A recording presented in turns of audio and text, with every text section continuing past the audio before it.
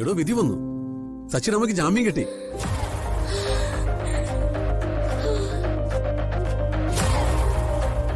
എന്റെ ഈശ്വര, ഇപ്പോഴൊരു സമാധാനായത്. ഇതുവരെ ഞാൻ അനുഭവിച്ചൊരു ടെൻഷൻ.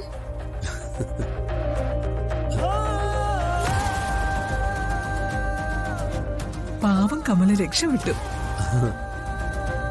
ഇന്നലെ രാത്രി മുഴുവൻ ഞാൻ പ്രാർത്ഥിക്കായിരുന്നു. Google, thanks Google.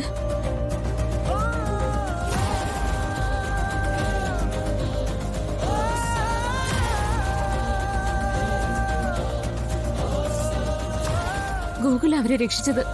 അല്ല, അതിന് ഞാനെന്ത് ചെയ്തു? കോടതിയിൽ കേസ് വാദിച്ചത് അഡ്വക്കേറ്റ് ആരതിയല്ലേ? വാദിച്ചത് അഡ്വക്കേറ്റ് ആരതിയാണെങ്കിലും അതിന് പിന്നിൽ പ്രവർത്തിച്ചത് ഗോകുല് തന്നെയായിരുന്നു എന്ന് എനിക്കറിയാം.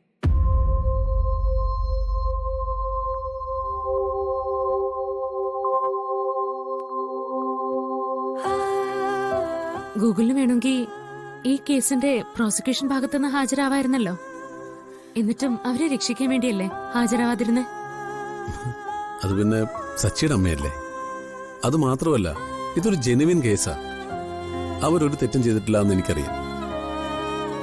അതുകൊണ്ടല്ലേ ഇന്നലെ അഡ്വക്കേറ്റ് ആരതിയെ വിളിച്ചു വരുത്തി പോയിന്റ്സ് ഒക്കെ പറഞ്ഞു കൊടുത്തേ.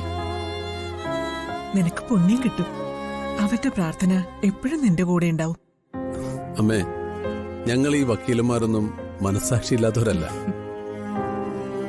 ഒരു നിരപരാധി പോലും ശിക്ഷിക്കപ്പെടരുതെന്ന് ഞങ്ങൾ എല്ലാവരുടെ ആഗ്രഹം. എന്തായാലും ആ അമ്മ രക്ഷപ്പെട്ടല്ലോ. നമുക്കിന്നൊരു പായസം വെച്ചാലോ? എന്തിന്?